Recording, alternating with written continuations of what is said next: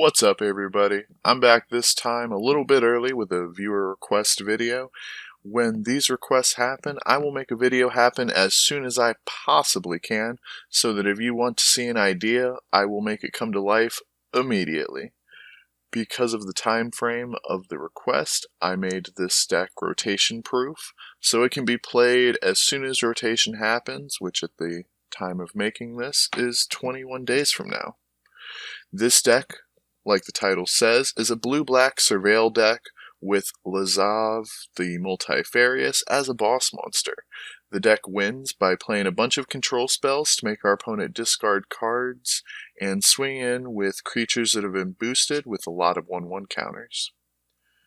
For the creatures of the deck, it's 4 Thoughtbound Phantasm, which is a 1-drop 2/2 with Defender that gets 1/1 counters every time you surveil.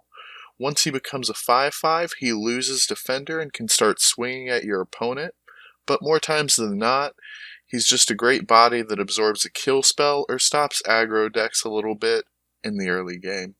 Fordemir Spybug is a flying creature with Menace, which usually translates to unblockable. It also gets 1/1 counters whenever you surveil, and of course the boss monster of the deck is Lazav. Running 2 of him, since he's not very good until things start rolling in the game and you have a graveyard. He clones things in the graveyard at instant speed by paying X mana, where X is whatever the converted mana cost is of the creature in the graveyard you want to copy. He is able to clone creatures that get 1/1 counters, and those 1/1 counters stay on him when he changes to a different creature. So we build up 1/1 counters on Lazav and then turn him into possibly our 2 Paradise Druid in the deck, which is just a very low mana hexproof creature that can save Lazav from a kill spell for just 2 mana if he's untapped. And there's no actual way to cast Paradise Druid in this deck, so it's going to hopefully be put into the graveyard through surveilling.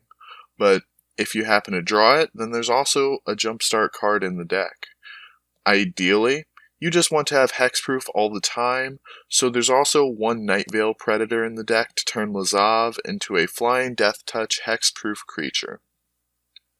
The enchantments of the deck are 1 Enhanced Surveillance that turns any surveil card into a huge dig to find anything we need at the time, and 4 Disinformation Campaign, which shouldn't really need any explanation of how good the card is, but if you don't happen to know what it is, it's a 3 mana enchantment that when it enters the battlefield, you draw a card and your opponent discards a card, with the added bonus of returning to your hand anytime a surveil spell is cast.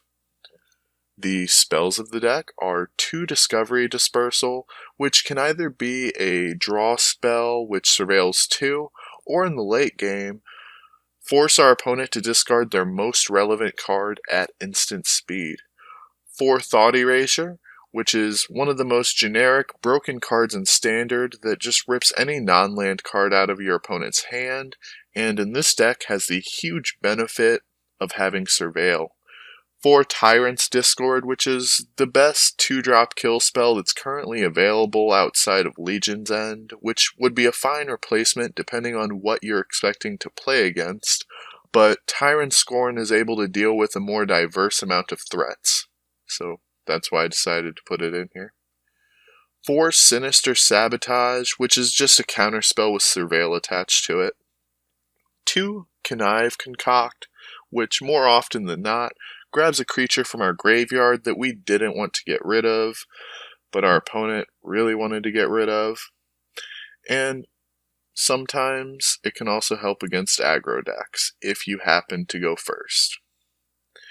2 Chemister's Insight, so that there's a way to discard Paradise Druid if it is drawn, as well as providing some additional drawing in the deck. And then 2 Mission Briefing. It has surveil, and in addition, it allows us to essentially run additional copies of everything else in the deck. The mana base is the most simple mana base I've made so far. It is comprised of completely basic land, being 11 islands and 11 swamps, which is completely free to own on Arena, and usually completely free if you go to your local game store. Now, if you're tempted to pick this deck up in Paper Magic, there's a link to Tcgplayer where you can add the entire deck to your cart, and at the time of recording, the deck only costs $25.55 for all 60 cards in one package. If you'd rather just mess around with this deck on Arena, then there's a link to Aetherhub where you can import this deck with just a few clicks, and if you don't own any of the cards, it will take 2 mythic rares, 4 rares, 32 uncommons, and 0 commons. Now let's go ahead and see some gameplay. Nothing hurts as much as making a list for about 30 minutes to an hour, and then realizing an hour into making gameplay footage how bad the deck's matchup against aggro is, and how reliant the deck is on having blue and black by the second turn. There were many games where I didn't have the mana I needed, and almost every game that was lost was from being swarmed by a lot of small creatures. On the plus side, this version of the deck had an 80% win ratio against elemental decks. The upgrades that I'm going to suggest will be updated in the lists to Aetherhub and Tcgplayer, but to make this deck better suited against aggro, I would take out 2 Paradise Druid, 2 Chemist's Insight, and the 1 Enhanced Surveillance. All of these cards I just found to be extremely situational and dead draws way too many times throughout the gameplay. In its place, I would put in 1 more Nightveil Predator, so Lazav has another hexproof creature in the graveyard to try and target and become. And then 4 Cry of the Carnarium, which is just a board wipe for smaller creatures. I wanted this card in close to 60% of the games I played, and these additions don't affect the deck's price at all. They are all uncommons. They are all very, very cheap. For the lands, I would suggest adding 4 Dismal Backwater, and your choice of either 4 Dimir Guildgate or 4 Watery Grave. This is depending on your budget or what you own, since Watery Grave is a more expensive card and a rare on Arena. Now, let's go ahead and show you some of that sweet gameplay footage.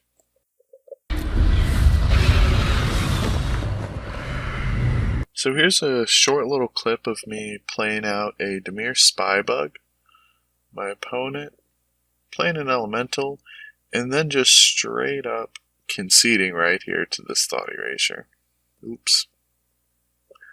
But for the actual gameplay footage for this video, it is a very long, very drug out game against an Esper control deck. Right here in the beginning, he is off on his white source, and he's definitely got the upper hand. For this beginning portion of the game, I don't have any threats outside of the creature that I had just tried to play out, and he's stopping almost anything I do. Right here, I'm pretty convinced he's on the mill plan, so I go ahead and negate the Ashiok. And then here, he plays out a Thought Erasure that I figured it would just be better to let him take the disinformation campaign, because when I do get some sort of threat, I need to have a couple ways to protect it. There, I used my own Thought Erasure to snag his Kaya, because that was the only proactive card that he had as his hand, and I finally top-decked my Dimir Spybug to try and put some sort of pressure on him. And one of his removal spells is used. He ended up top-decking a Cry of the Carnarium, which was unfortunate, but it can happen, and now he still has a removal spell in hand. that I'm hoping he just uses against this Thoughtbound Phantasm, because he is down to 2 cards in hand. After the Chemister's in his draw step, playing that land, he's at 3, so I'm a little bit ahead of him here. And now that I have potentially 3 surveil triggers, I'm gonna be able to start swinging in with these phantasms. Here I got a nice surveil with a erasure on the top of my deck, so it forces him to use his removal spell here so that I can finally use that to bounce a phantasm to my hand. Taking his Settle the Wreckage and then Thought Erasuring again to take that instant speed spell he had that lets him bounce a permanent of his own to his hand. And he has the Elder Spell, which is useless against this deck because, as you guys know, there are 0 planeswalkers, and that counter spell just got to keep it all game. I hope that you all enjoyed the deck idea. A huge thanks to Crusader of Light for requesting that a deck list be made. If anybody else has an idea of yours that you want to have brought to life on this YouTube channel, let me know what you'd like to see. I can go ahead and build a deck around it if you just comment down below, and I will see you guys next video.